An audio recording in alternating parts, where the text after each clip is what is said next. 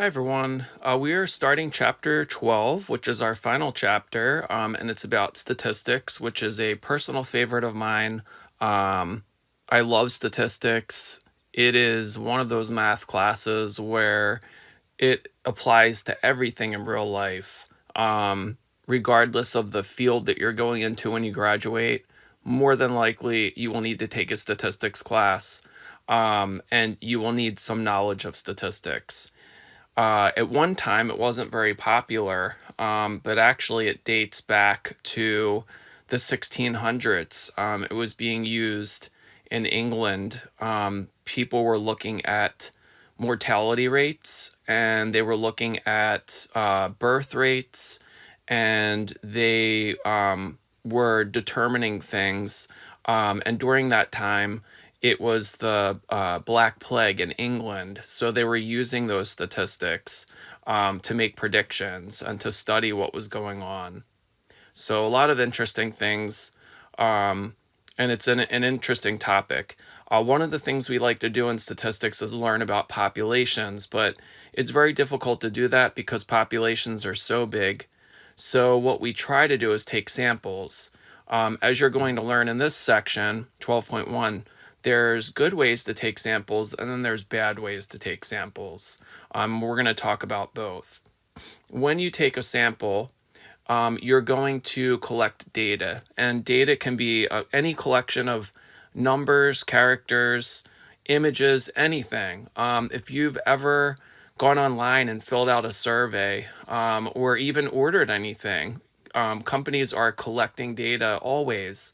If you order things from Amazon, Amazon is storing your data so that they can, make, I guess, like choices for you as to what you might want to buy to increase sales. So, we live in the computer age, and, those things are very prevalent. So, statistics is made up of two main branches. We have descriptive and inferential.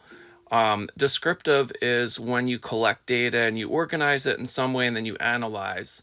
Inferential statistics is a large part of statistics, and that's where you draw conclusions based on the data that you've collected and different tests that you perform.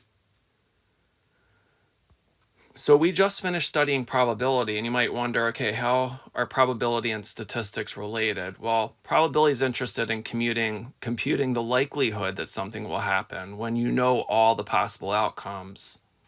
A statistician, someone who studies statistics, would be interested in making conclusions about possible outcomes by observing things. And sometimes all we can observe are just a few particular events.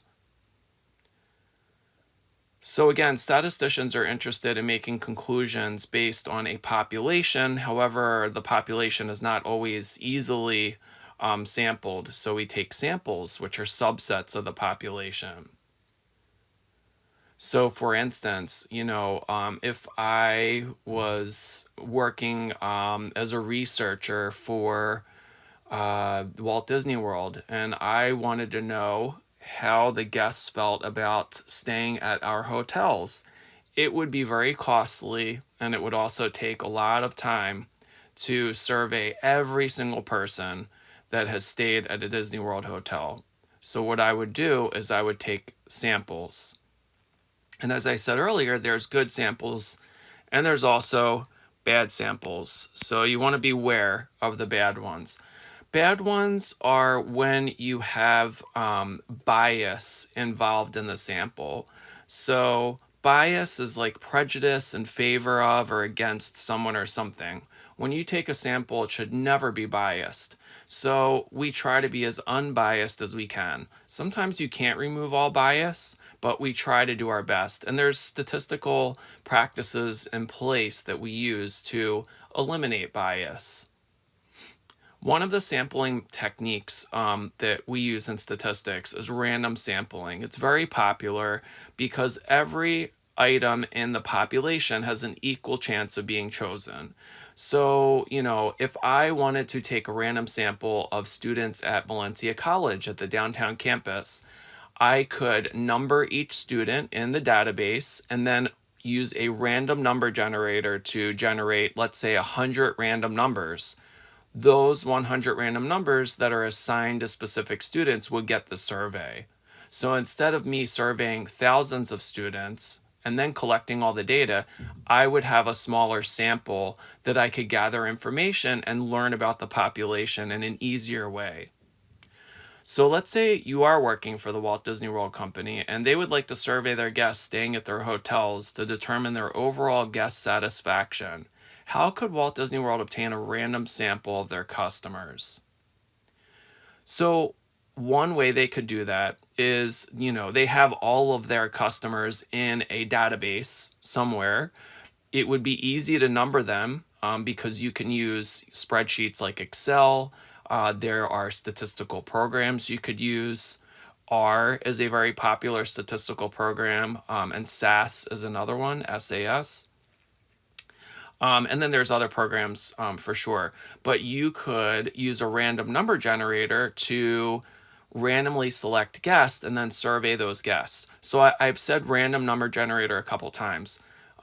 Graph and calculators have random number generators, but if you simply go to Google and you type in random number generator, there is a random number generator on Google. So right here, I could say, okay, let's say I have 1,000 guests that have stayed at my hotel, and I want the random number generator to generate 100 random numbers. If you just click generate, that's the first number that comes up, 737. And then I could do 8. The next person would be 894, family 894, and then family 742.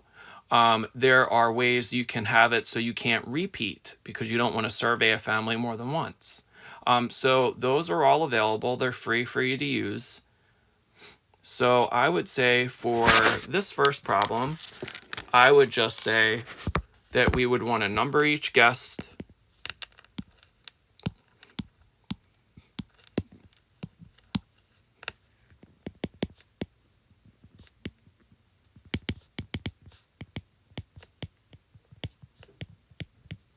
So number each guest in the database, use a random number generator to produce or generate a random sample of numbers which would be assigned to families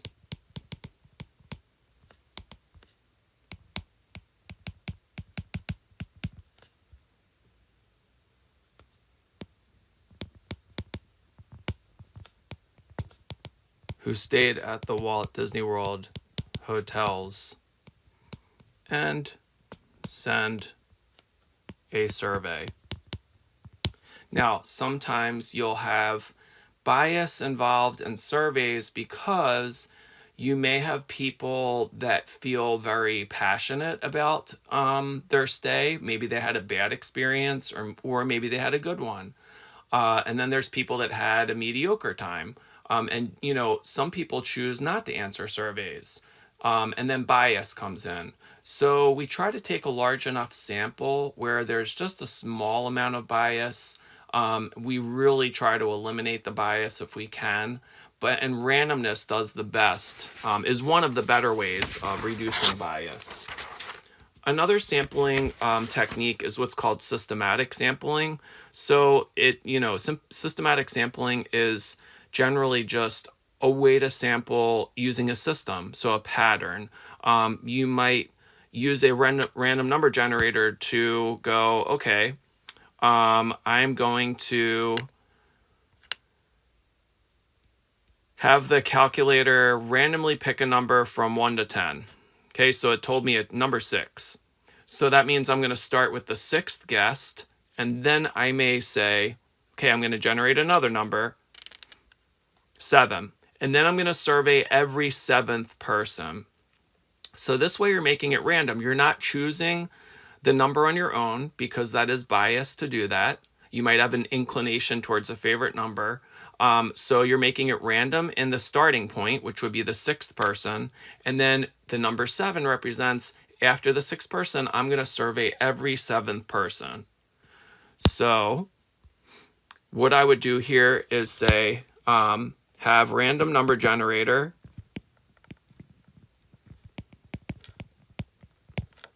choose nth person to start,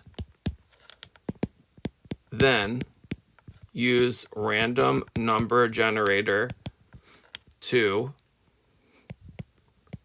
choose every nth person after. Those would be the ones surveyed.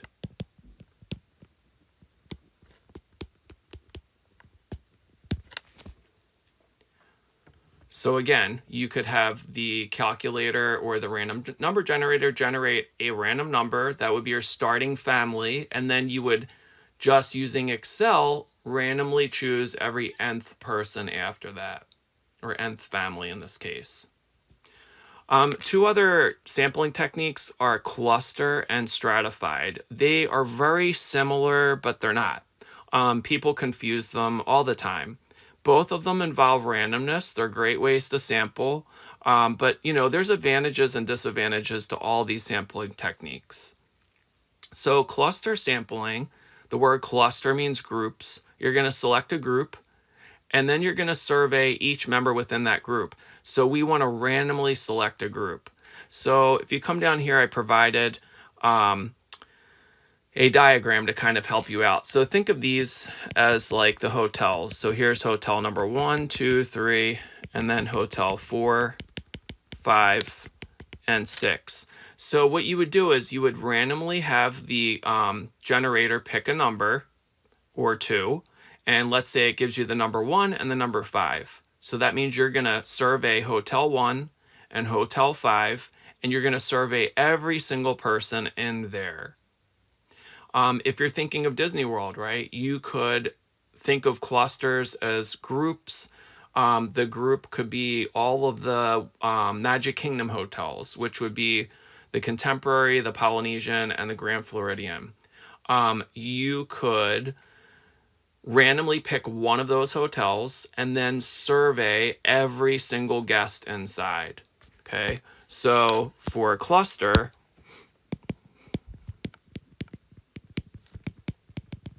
the hotels would act as your clusters or your groups.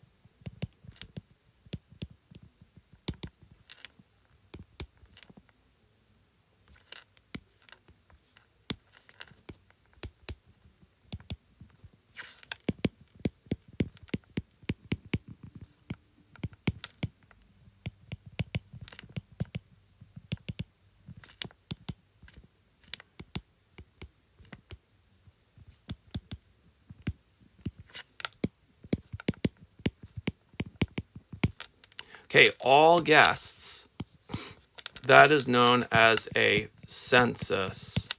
So an easy way to remember it is C for cluster, C for census. So first put them in a cluster, a group, it could be a hotel, and then you would survey every single guest in there. That's cluster. That is different than stratified. Stratified involves groups, but you will use every single group that has something in common, and then you survey randomly within each group. So if we look at the picture for stratified, again, you've got your different hotels. So hotel 1, 2, 3, 4, 5, 6. As you can see in each hotel, we randomly are surveying different people. So here, our strata or our groups should be homogeneous, which means they all have something in common. So I would maybe use all the Magic Kingdom hotels. So that would be Contemporary, Polynesian, Grand Floridian. Those 3 hotels. And you're going to use a random number generator 2, randomly select guests to survey within each hotel.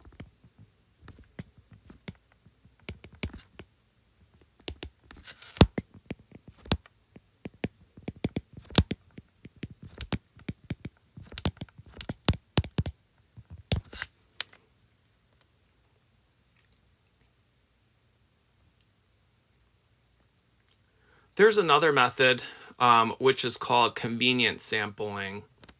And convenient sampling sounds just like the name. It's convenient. It uses data that's readily or easily obtained. So let's say you're attending class, at Valencia, and you're doing a survey. You could stand at the door and survey all of the students who enter. That could be a convenient sample. Or you're working for Walt Disney World. You stand at the entrance of the hotel and you survey guests as they enter or leave. If you've ever been to Disney Springs, they have people that survey there all the time. As you're leaving, they'll ask if you have time to do a survey. That's a convenient sample. Okay, so we could say, in keeping with our Walt Disney World example, stand at entrance, exit of hotel, and survey guests as they walk in and out.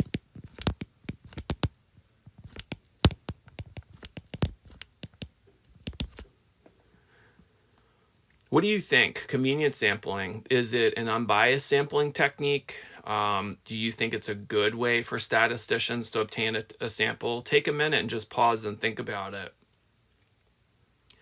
Convenient sampling is very biased. Just because it's easy doesn't mean it's the correct way to sample. If you're using a convenient sample, let's say you are, we'll do the Valencia example. Let's say you're standing at your classroom door and you're surveying all the students that come in. Generally those students you are in class with, you have something in common with them. They may share a lot of the same feelings you do. So when you survey them, you might not have a lot of variability in your answers. Everybody might give the same answer, or share the same viewpoint. You're not getting a good selection or mix of for a sample, and there's bias there. There's favoritism. Maybe you're sampling your friends. Your friends, again, generally they're friends with you because you share commonalities. That's bias. So you want to use random in some form to eliminate that bias. So no, convenient sampling is not good. It is biased. You're also leaving out a part of the population that you may want to, get their viewpoint. Like, not everybody takes classes at the same time as you. So if you survey people just as they're walking in your classroom, you're leaving out students who don't take classes until later in the day or earlier in the day. So you have bias right there. So what we're leading into are misuses of statistics. And there are a number of ways statistics are misused all over, in the news, online for sure, in magazines and articles. There are a couple websites you can go to that will show you lots of examples of misuses in statistics. So I'm going to go to one of them, and we don't have time to do every one of these, but I can show you some examples of misuses. So the website, it's called datapine.com, and it's just misleading statistics examples. And if I scroll down, this is one very relevant. So this graph was placed in on TV or in some news outlet, and it was in May 2020, so right after the pandemic, as the pandemic was occurring, so right after we all shut down. And this was shown in Georgia, in the U.S. Georgia Department of Public Health posted this chart. And what it shows are the counties in Georgia, and it was basically showing you the top 5 counties that had the highest COVID-19 cases in the past 15 days and the number of cases over time. So when you look at it, it looks like a very pretty graph. But if you inspect it further, you'll notice that the horizontal axis, if you look at the dates, they're not in order. When you get to May, so first of all, it jumps from April 30th, and then it goes to May 4th, and then May 6th, May 5th, May 2nd. So then it goes backwards. And then there's April mixed in at the end. If you also notice something else that's wrong, the colors aren't in the right order for every group. So what this graph is trying to show you is that the number of cases have decreased, but that's not the case. It may not be the case because these aren't placed in time order and they're not the same color sequence. So that's a misleading graph. And this website has a lot of them. There's a lot of ways. So this was the graph once it was rearranged and put in numerical order. Looks a lot different now. And it definitely shows that it's decreasing somewhat, but then towards the end it shows like it's increasing again. There's a lot of examples that you can check out here are misuses. So very interesting ones, but it makes you appreciate statistics and your knowledge of it to be able to discern those things. Okay, so I've got a couple statements here, and what you need to do is tell what the possible misuses or misinterpretations are that may exist. So you may want to pause the video and look at A and B, and then we'll talk about what those misuses are. So in this first one, it says, in a study of patients with cold symptoms, each patient was found to have improved symptoms after taking honey. Therefore, they concluded honey cures the common cold. Okay, what is wrong with that? Those patients may have improved on their own without honey. The only way you can establish a cause and effect relationship that honey causes people to be cured of the cold would be through an experiment. And experiments involve treatments of groups. So I'd have to have a group A and a group B at the very least. And one of the groups would get honey, the other group wouldn't get anything. And then you would compare who has been cured of their cold at the end of the experiment. You also would need to randomly assign which group got the honey. So, you could have this experiment where you have people sign up, like, okay, do you want to be part of a test to see if we can cure the common cold? Generally, people will sign up, especially if you give them money. And what you would need to do is split them into 2 groups. So you would probably want to do that randomly. And then you would randomly assign which group, A or B, got the honey. So you could toss a coin. If you get heads, group A gets the honey. If you get tails, group B gets the honey. And then the other group left over would be the control group. They don't get anything. Or sometimes what we like to do in statistics is give them a fake pill. It's called a placebo. So it looks like they're getting a pill to treat them, but it actually is doing nothing. And then we're able to determine at the end whether there is any kind of relationship between the people that took honey and those who didn't. So I'm just going to put here, you can't establish a cause and effect relationship without a well-designed experiment.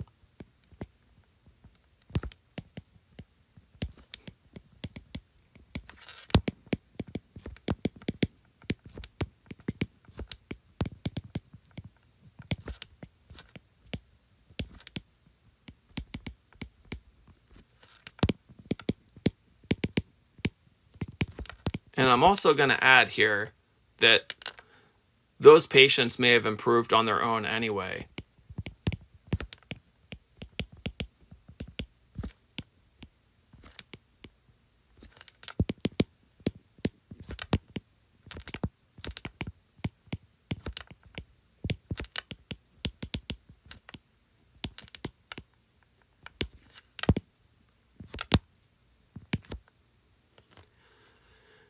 In the next problem, it says 80% of all automobile accidents occur within 10 miles of the driver's home, so they concluded it's safer to take longer trips.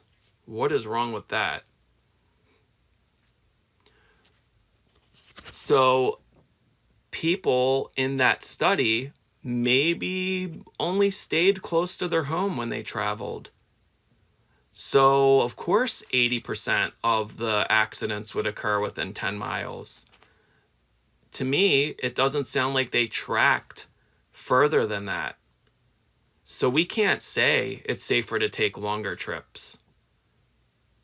In other words, people may drive only within 10 miles of their home. So how do we know beyond that what is occurring?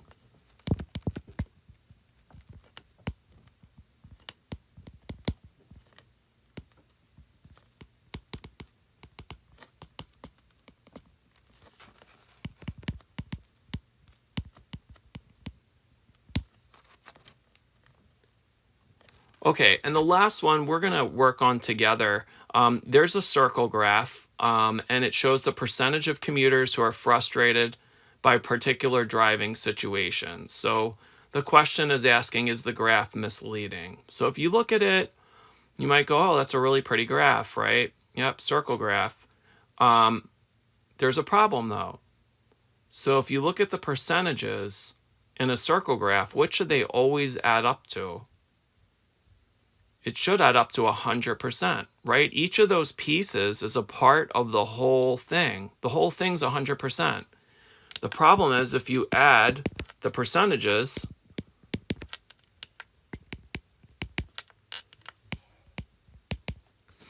you end up with 121%, which is way more than what the circle graph should add up to. So you may want to make a little note that circle graphs or pie charts